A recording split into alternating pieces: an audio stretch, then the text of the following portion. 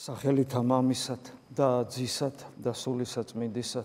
ადამიანი როგორც ხშირად ვამბობთ, მოაზროვნე და თვითუფლებრივი არსება, როცა რჩება ორიენტირის გარეშე, ცხოვრების აზრის ვერ წდება და ან ძალიან ამარტივებს თავის ცხოვრებას, ან დემონურად ართულებს, პირუტყულად ამარტივებს, ან დემონურად ართულებს. და იმ გზას, რომელზეც მან უნდა იაროს, ამ გზას იგი ვერ პოულობს. ამას თავისი მრავალი მიზეზი აქვს, რომელსაც ჩვენ პერიოდულად ვეხებით ხოლმე. ეს სირთულე ყველას გამოგვიცდია ჩვენს პრაქტიკულ ცხოვრებაში, მაშინაც კი, როდესაც ჩვენ თითქოს წმენა გვაქვს და ვიცით საიდკე უნდა ვიაროთ. ისიც ვიცით, როგორ უნდა ვიაროთ, რა უნდა გავაკეთოთ და მიუხედავად ამისა, მაინც გვიჭირს, იმიტომ რომ ჩვენი ბუნება სამწუხაროდ იმგვარად არის დაცილებული ღმერთს და იმგვარად შესისხორცებული ამასოფლის სულთან, რომელიც თავადიც ეშმაკია, დატვირთულია იმ უნარჩვევებით, რომელსაც ეს სოფელი გვაწვდის და ჩვენ სიხარულით ვიღებთ, რომ მათგან განთავისუფლება ძალიან გვიჭირს. და ეს ვლინდება იმაში, რომ ვერ ვაცნობიერებთ ჩვენი ყოფიერების არსი და მიზანი რაში მდგომარეობს, რისთვისა ვართ მოვლინებული ამ სამყაროში, რა უნდა გავაკეთოთ აქ და საიდკენ წავით. წმინდა ისააკ ასური, რომელსაც ხშირად დავესესხებით ხოლმე, ეს დიდი მამა ესეთ რამეს ამბობს, რომ ღმერთმა ადამიანს ორი სამყარო შეუქმნა. ერთი სამყარო, რომელიც მისი მასწავლებელია და მოძღვარია, ანუ რომელშიც განისწავლება ადამიანი. და მეორე სამყარო, ეს არის მამის, ანუ ღმერთზე მიგვანიშნებს ღმერთის სახლი. გახსოვთ როგორ ამბობს, მამაჩემის სახლში მრავალი სავანია, ქრისტე როგორ გვეუბნება. მეორე სამყარო, ეს არის ის სახლი, რომელიც მამისია, რომელიც შეუქმნელია, ხელთუქმნელია, რომელიც ჩვენ უნდა დავიმკვიდროთ. ხოლო პირველი სამყარო მოცემული გვაქვს და შექმნილია ჩვენთვის იმიტომ, რომ მან უნდა გვასწავლოს ეს როგორ გავაკეთოთ. როგორ გვასწავლის ღმერთი ამ სამყაროში, თუ როგორ უნდა მოვიქცეთ, რა უნდა გავაკეთოთ იმისათვის, რომ მეორე სამყარო, ანუ მამისეულის სახლი დავიმკვიდროთ. რა თქმა უნდა, პავლე მოციქული გვეხმარება ერთ-ერთი, რასაც იგი ამბობს, როცა ეს სამყარო იმგვარად არის შექმნილი, რომ შეუძლებელი ადამიანმა ღმერთი არ დაინახოს ამ სამყაროზე დაკვირვებით და მეორე, ის საიდუმლოება, დიდი საიდუმლოება, რომელსაც იგივე პავლე მოციქული ეხება, რომელიც ღმერთის ადამიანად მოსulis შემდგომ დამკვიდრდა და რომელ საიდუმლოებასაც ახალი აღთქმის ადამიანები, ამ შემთხვევაში პავლე მოციქული განგვიცხადა. ამაზე ჩვენ ძალიან ბევრი გვისაუბრია. და აი ეს მეორე რაც არის საიდუმლოება იმ გაგებით, რომ შესაძლებელი ხდება ღმერთთან კავშირი, აი საიდუმლოება ამ სამყაროში, როცა ღმერთთან კავშირი შესაძლებელი ხდება და ჭეშმარიტად ეს სამყარო პედაგოგის და მასწავლებლის როლს ასრულებს, დადგა მას შემდეგ, ეს პერიოდი დადგა მას შემდეგ, რაც ღმერთი თავად მოვიდა როგორც ადამიანი. და ფაქტობრივად ეს სამყარო გადაიქცა, აი თქვათ, სხვანაირად რო ვთქვათ, ისააკ ასურის სიტყვები, ეს სამყარო გადაიქცა შესაძლებლობად და ადგილად ქრისტეს დანახვისა, მისი ცნობისა, მისი აღიარებისა, აღსარებლობისა, მისდამი ერთგულებისა, მისდამი მიბაძვისა, მისდამი ნდობისა და სიყვარულის. აი ამათ გადაიქცა ეს ადგილი. ანუ ჩვენ მხოლოდ იმ შემთხვევაში ვცხოვრობთ სწორად, როდესაც აი ამ ყველაფერს აღვასრულებთ, ანუ ჩვენ ამ შესაძლებლობას გამოვიყენებთ, რომ ღმერთს ვიცნობთ და მერე მას ვერდგულებთ ბოლომდე, სანამ არ შევიყვარებთ ბოლომდე თავგანწირვამდე. მაგრამ საქმე იმაშია, რომ ღმერთი რო ადამიანად მოვიდა, მარტო ადამიანის იდეალი კი არ დაგვანახა. რამე თუ მიიღო ადამიანური ბუნება, განახვდა და გვაჩვენა როგორი უნდა იყოს ნამდვილი ადამიანი. არამედ ღვთისნება მოიტანა, რომელსაც მისივე ადამიანური ბუნებითი ნება დაემორჩილა. გახსოვთ გეციმანის ბაღში მისი ლოცვა, ნუ იქნება ნება ჩემი, არამედ იყავ ნება შენი. და ფაქტობრივად იესო ქრისტე მოქმედებს ღვთისნებით, ანუ ტრანსცენდენტული ყოფიერება, ცოცხალი ღმერთი, რომელმაც მთელი სამყარო შექმნა და ჩვენ შექმნა თავის ხატად და მსგავსად. და მისი ნება ხო ასე ადვილი გასაგები ხომ არ არის, რა უნდა ღმერთს კი არა, გვერდზე რო ადამიანი ყავს, იმას რა უნდა და გვერდზე რო ადამიანი ყავს კი არა, შენ თვითონ არიცი რა გინდა. ჩვენ ხო ვიცით, რომ საკუთარ თავს არ ვიცნობთ და ჩვენი თავი ისეთ სასწაულებს გვიწყობს პერიოდულად. ჩვენ ისიც კი არ ვიცით ჩვენ რა გვინდა. ამ დროს როგორ შეიძლება ადამიანს ჰქონდეს პრეტენზია გაიგოს ღმერთს რა უნდა? ეს აბსოლუტურად შეუძლებელია. ნებელობა ეს არის ბუნების გამოხატულება, ბუნების თვისება, რომელიც ცოცხალ გონიერ თავისუფალ არსების სწრაფვას აჩვენებს. და თუ ეს 100-ია და ეს 100-ია, გამოცხადებით ვიცით და საღვთისმეტყველოს ცოდნით, ეს ნიშნავს იმას, რომ ღმერთის ნება რო გავიგო, ღმერთი უნდა ვიცოდე რა არის და მე საიდან უნდა ვიცოდე ღმერთი როგორია. არავის არ უხილავს ღმერთი. და აი ადამიანად რომ მოვიდა და აი ადამიანური ნებას რო ხმის ღვთაებრ ნებას დაემორჩილა, იესო ქრისტეს სრულად ავლენს იმას, სრულად იმ გაგებით, რაც ჩვენი გადარჩენისათვის არის საჭირო, სრულად ავლენს ღვთაებრივ ნებას. და აი ღვთაებრივი ნების განცდა, აღქმა, დანახვა, გაგება და მერე მის დამიმორჩილება უჭირს ყველაზე ძალიან ადამიანს. ამიტომაც სახარებას რო ვკითხულობთ, სადაც გამოვლენილია ეს ღვთაებრივი ნება და იესო ქრისტეს ადამიანად მოსული ღმერთის კომუნიკაცია სხვადასხვა ადამიანთან ჩვენთვის რო სამაგალითოა და ჩვენ უნდა დავინახოთ ყოველ ესეთ შემთხვევაში საკუთარი თავი უნდა დავაყენოთ იქ, ჩვენ დავინახავთ, რომ მისი მოქმედებები და მისი სიტყვები ძალიან ხშირ შემთხვევაში არათუ ვრიგითი ადამიანებისათვის, არამედ მოციქულებისათვის, თვით იოანე ნათლისმცემლისთვისაც კი გაუგებარიყო გახსოვთ, რომ მივიდა ნათლისღების დროს და იოანე იცის რომ იმისთვის მოვიდა, ღმერთმა იმიტომ მოავლინა, რომ ეცნო ის, ვინც მოვიდოდა და რომ იცნობდა ხალხის წინაშე დაემოწმებინა. და ეცნო როგორ უნდა ეცნო, ღმერთი მიანიშნებდა. და რომ მოვიდა იესო ქრისტე, იოანეს ნანახი არ ყავდა და რომ მოვიდა, ღმერთმა მიანიშნა, რომ ეს არისო, რა თქმა უნდა, ახთოვანდა, მისი მისია შესრულებულია, უკვე მოვიდა, ეხლა დაამოწმებს ყველას წინაშე. მოვიდა და თავით დაუღუნა იესომ და როგორც ხვები ისე მეც უნდა ვიღო შენგან ნათელიო და იოანე გაგიჟდა უკაცრავად ამ სიტყვაზე. და ესეთ სიტყვები წერია, მე მიხმს შენს მიერ ნათლის ღებაი და შენ ჩემთანა მოხვალა? და უფალი რას ეუბნება? აცადე აც, რამეთო ესრე ჩვენის აღსრულება ყოველი სიმართლისა, რაღაც გავს სიტყვას ეუბნება. ანუ კი არ უხსნის, ეუბნება რომ ეს არის სიმართლე, რასაც ახლა მე გთავაზობ და ეს უნდა გავაკეთო და იოანე რომელიც ვერ იგებს, რა თქმა უნდა მე გაიგო ყველაფერი და იქ რომ ვერ იგებს, ის ემორჩილება. და ჩვენ ხედავთ ამას ზუსტად რომ ვერ იგებენ უფლისას რა უნდა მას. იმიტომ რომ ღვთისნების გაგება არის რთული. გახსოვთ რამდენჯერ გვითქვავს წმინდა წერილში ღვთისნება არის ვერბალურად გადმოცემული, მაგრამ არა მარტო ვერბალურად, არამედ საიდუმლოებრივად. ამიტომ ათეული წლები კითხულობენ ადამიანები. რა ათეული წლები 2000 წლის განმავლობაში იკითხება წმინდა წერილი და უამრავი, ესე იგი, განმარტებები იწერება მის შესახებ და ღვთისნების ამოწურვა აი ამ პატარა წიგნიდან და ასე ამოშრობა ღვთისნებისა, რომ ყველაფერი იყოს განმარტებული და ყველაფერი გაგებული, ვერ მოხერხდა.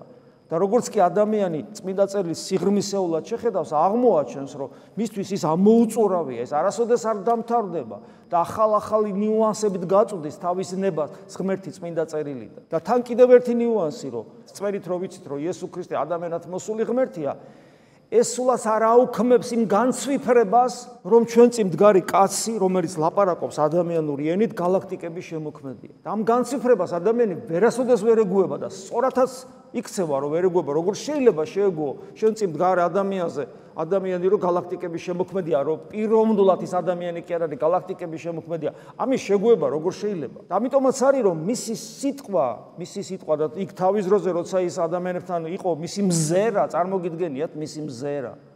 შენს გვერდზე რომ ზის და ჭამს, რომ დაიღალა. და ამ დროს ის ვინც დაიღალა, ვინც შენს გვერდზე ზის და ჭამს, ის ვისაც სასიკვდილო განცდები აქვს ძალიან ძლიერით, იმიტომ რომ მრავალი მილიარდი ადამიანის ტკივილი, ასეული მილიარდობის ადამიანის ტკივილი უნდა განიცადოს, ერთის კი არა. ყველასთვის მოკვდა, ყველამ მოვკალით ქრისტეს ათითაო და ყველას დანაშაული თავი თვითონ იტვირთა. და ამ დროს ადამიანური ბუნება მიიღო, ჩვეულებრივი, ამის ბოლომდე განცდა ადამიანს გული გაუსყდება ალბათ, ამას ვერ დაიტევს. და კარგი, ჩვენ დღეს დავიბადეთ, მაგრამ მის სიტყვებს ვკითხულობ. კიდევ ერთხელ ვიმეორებ, რომ აი ეს შეუთავსებლობა ჩვენ ლოგიკურ აზროვნებაში, რომ ის, ვინც არის, და ამ დროს ადამიანური ბუნება მიიღო და ის ვინც არის დიადი ღმერთი და ჩემს წინ დგარი ადამიანი რომელიც დაიღალა და რომელიც ადამიანურ ენაზე მეტყველება რომ ეს ერთი და იგივეა ერთი პიროვნება ორი პიროვნება არ არის ერთი პიროვნება რომ არის ეს ერთი პიროვნება რომ არის ეს ამის დატევნა ადვილია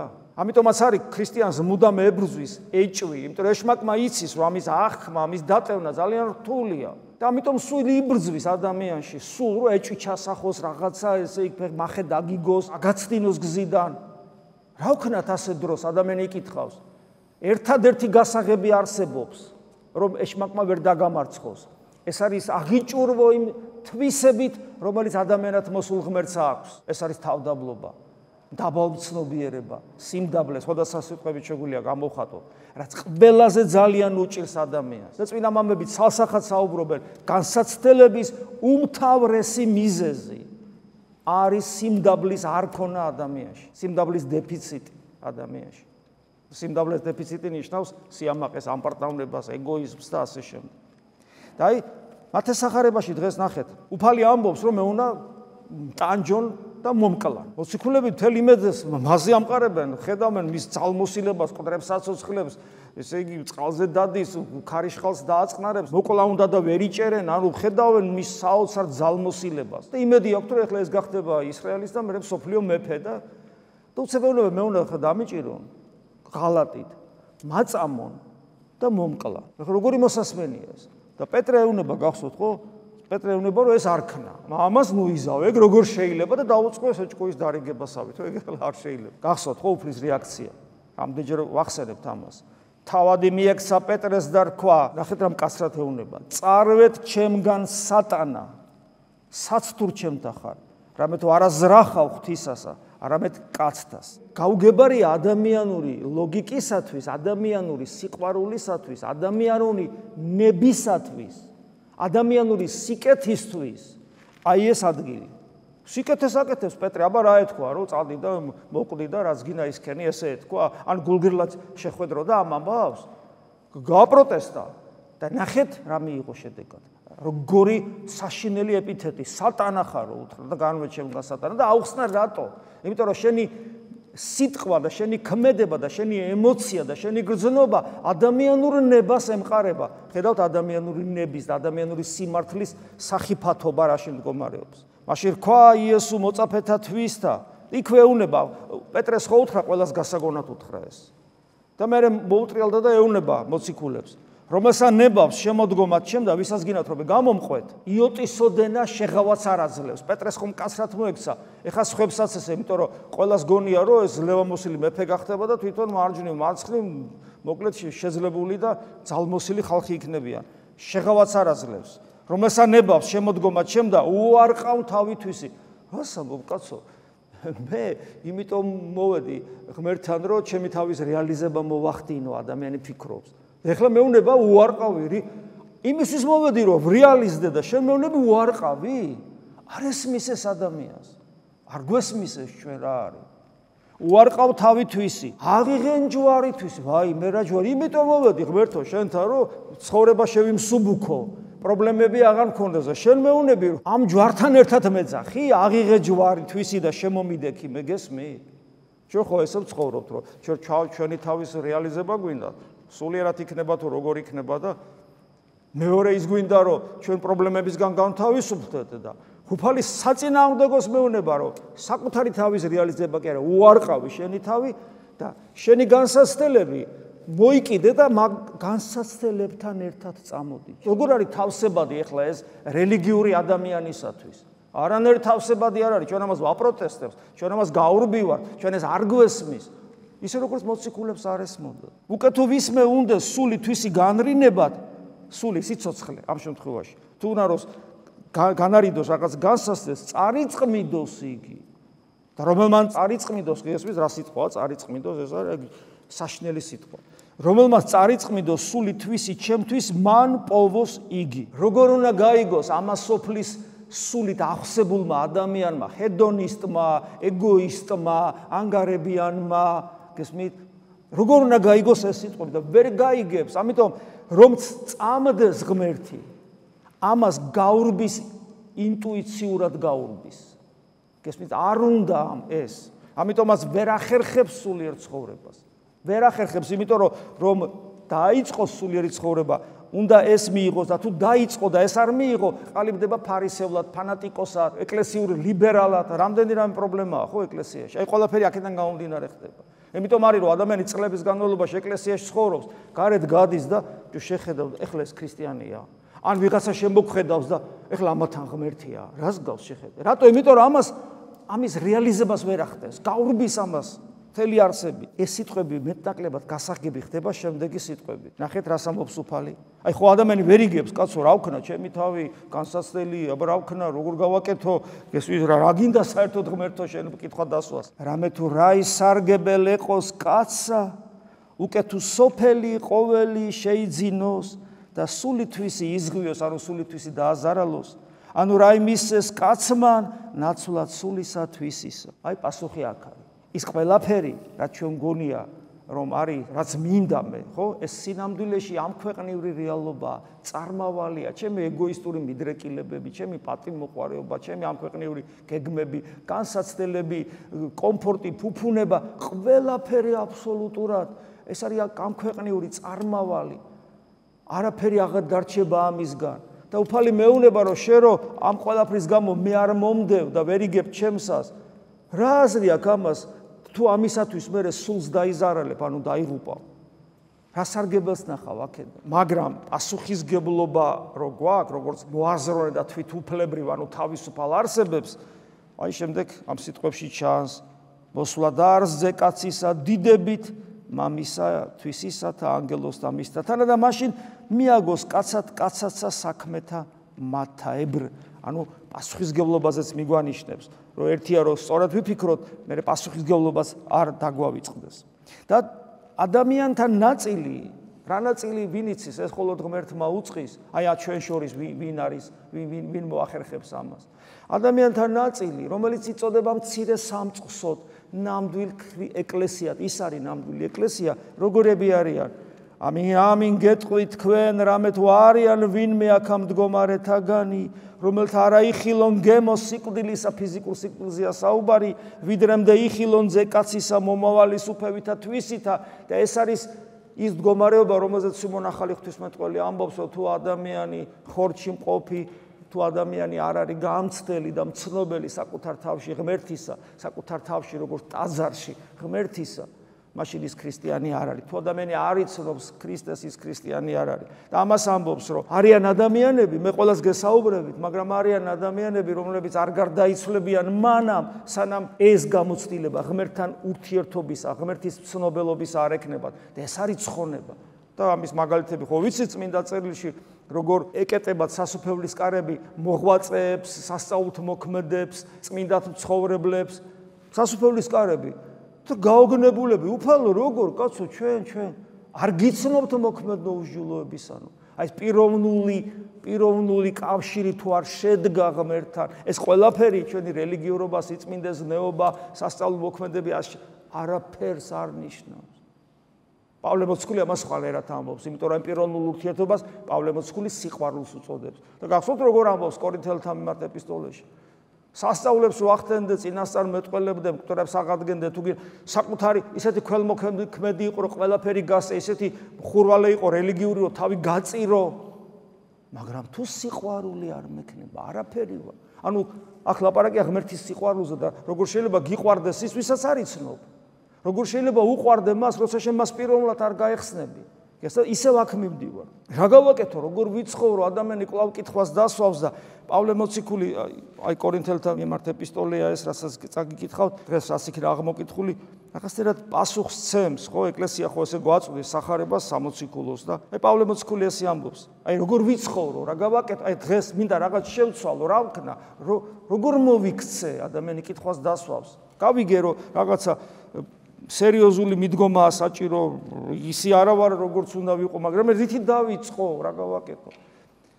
რელიგიურმა ადამიანმა ურწმუნომ რა უნაქნას მე არ ვიცი, თუ ადამიანს ქრისტეს ღმერთობის არ აწამს, ჩვენი ვერაფერს რჩევას ვერ მივცემ, სანამ მის გულს ღმერთი არ შეეხება, ან სანამ მისი გული ღმერთის შეხებას არ იგზნობს და ქრისტეს ღმერთობა არ დაუდასტურდება.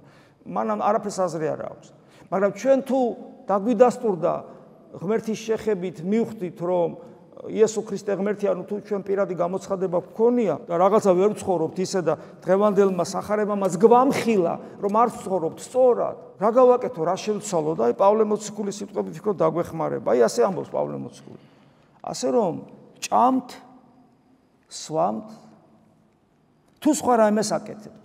ანუ მიწაზე დაგვაყენა და რაზეც იყო ხო აი წიერი ცხოვრება, თავის ყველაფრით, თავის ეგოიზმით, ანგარებით, ჰედონიზმით, შურით, უსიყვარულობით, ქაური საქმეებით.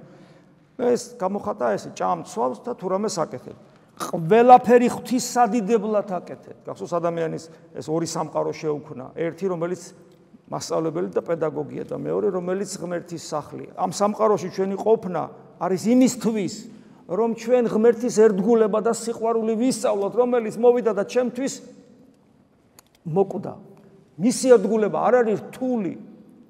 ის რომ ჩემთვის არ მომკვდარიყო, მას რომ ჩემ და მის სიყვარული ასე არ გამოეხატა. მაშინ გამიჭირდებოდა ღმერთის სიყვარული, წესები და კანონები შესრულებელი ვიქნებოდი და წესები და კანონები მცნებები და რაღაცა რომ ღმერთისგან საჩუქრები მივიღო. მაგრამ ის რომ მოვიდა და მე რო ვიცი რომ ჩემი ცოდვები მოვკალი მე ის და ის რომ მოკვდა მე ჯოჯოხეთი ამაცდინა და სულის სიკვდილი. ეხლა მადლიერება ხომ აქვს და ყოფ რომ იოლია ჩემთვის მისი სიყვარული. რადგან ეს იცი შენ თეოდორე, რო არ იცოდე, არ იცოდე ეგ სხვა თემა. რადგან შენ ეს იცი? როგორ სუნთქავ ღვთის დიდების გარეშე? ისე ვიქო, აი არც ერთი წამი ქრისტეს გარეშე რომ ამბობ.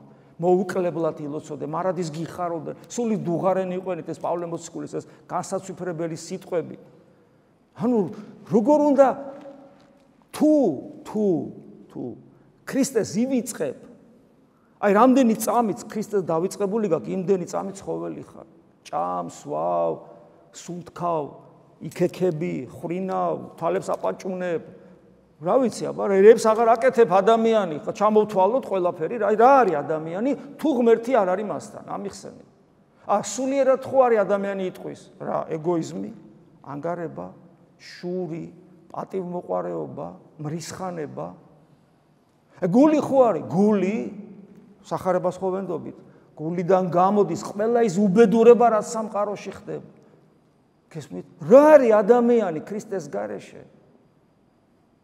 არაფერი არ არის. ეს უკეთეს შემთხვევაში. გვეუბნება პავლე მოციქული, რომ რასაც არ უნდა აკეთებდეთ, ყველაფერს ღვთის სადიდებლად აკეთეთ. მერე მოგმართავს ქრისტიანებს. იმიტომ რომ მე არა ვარ უბრალო ადამიანი. გულისხმობ როგორც ქრისტიანი. თქვენ არა ხართ უბრალო ადამიანები. თქვენ ქრისტესნი ხართ, ქრისტეს შვილები ხართ, თქვენ გაქვთ მოცემული ძალაუფლება, ხელმწიფება, რომ ღმერთს მამა უწოდოთ. ეს ძალაუფლება სხვას არ აქვს მიცემული, არც ერთი რელიგიის წარმომადგენელს. მხოლოდ თქვენ გაქვთ ძალაუფლება, ხელმწიფება, რომ ღმერთს უწოდოთ მამა. გაიხსენეთ იოანეს სახარების პირველი თავი. აი ამაზეა ზუსტად საუბარი. და ბუნებრივია რომ ინტუიციურად თქვენ, ანუ ჩვენ შემოყურებენ ესე, რომ აჰა, თუ ესენი გვანან იმას, რასაც ლაპარაკობენ, ესე იგი ამათან ღმერთია. და თუ ესენი რასაც ლაპარაკობენ იმას არ გვანან, ესე იგი მატყუარები არიან. და თელი მათი ყველაფერი ტყუილია. ამიტომ ჩვენ არა გვაქვს უფლება, რომ ჩვენ ვინმე ვაცდუნოთ, როგორიც რასახელიც ქვია, ისე უნდა ვცხოვრობდეთ. ამიტომ პავლე მოციქული ამბობს, ნუ აცდუნებთ, ნურც იუდევლებს, ნურც ბერძნებს, იუდევლებს ამ შემთხვევაში ერთი ღმერთის რელიგიის ადამიანებს, რომელსაც ქრისტე არ აწამთ და ბერძნები ამ შემთხვევაში წარმართები, ანუ საერთოდ სხვადასხვა ცნობიერების ხალხი. ნუ რავის ნუ აცდუნებთ და მე აგზელებს, ნურც ეკლესიას ღვთისას. იმიტომ რომ ეკლესიაში არის ძლიერი და არის სუსტი. და სუსტი ნიშნავს, რომ შეიძლება შენი საქციელით ის სუსტი ცდუნდეს და ეკლესიიდან წავიდეს. ისევე როგორც მე ვცდილობ და ეხლა ამ დროს პირად მაგალითს გაძლევს. პავლე ხო საერთოდ ცეცხლია და პავლე ხო საერთოდ ძალიან დიდია და პავლეს გარეშე ხო საერთოდ სახარების გაგება შეუძლებელია და ქრისტიანობის. ისევე როგორც მე ვცდილობ ყოველნაირად ვამოყველას, რადგან ჩემთვის კი არა, მრავალთათვის ვეძებ სარგებლს, რომ ყველანი ცხონდნენ, ანუ ამით გეუბნება, რომ შენ რომ მორწმუნე ხარ, შენთვის კი არ ხარ მორწმუნე, არამედ შენთვისაც როგორ არ ხარ, მაგრამ შენთვის რომ იყო მორწმუნე, შენ ეკლესიის აღშენებლობისათვის და ქრისტეს დიდებისათვის ხარ მორწმუნე. მოტივირებული უნდა იყო აი ამით, რომ იდიდებოდეს, იმდენად უნდა გვიყვარდეს ჩვენ ქრისტე, რომ ჩვენი ცხოვრების წესით უნდა იდიდებოდეს. ვეხმარებოდეთ სხვას, რომელიც ეკლესიაშია და ვეხმარებოდეთ სხვას, რომელიც ეკლესიის გარეთ არის, და რამდენჯერ გვითქვას, რომ ჩვენი სამშობლოს გადარჩენა მხოლოდ აქ არის. ეს გვაქვს ჩვენ ქართველებს, ეს და ჩვენი წინაპრების, დიდი წინაპრების მაგალითი და ლოცვა. სხვა ჩვენ არაფერი გვაქვს დღეს. არაფერი, მხოლოდ ეს გვაქვს. აი პავლე მოციქული გვეუბნება. ცდილობ ყოველთვის ვაამო კაცს თმოთნეობა კი არ ეგულისხმება, არამედ სიყვარული. ამაზე ისააკასური საოცრად წერს, რომ შეხვდები ადამიანსო, სიყვარულით მოეკეცი, ხელები დაუკოცნე.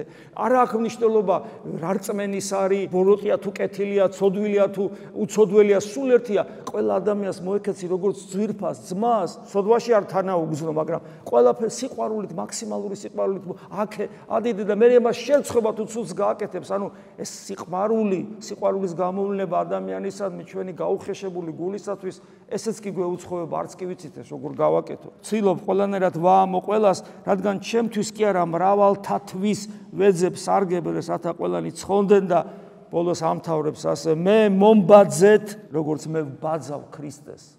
პავლე მოკვდა ქრისტესათვის, მას თავი მოკვეთეს.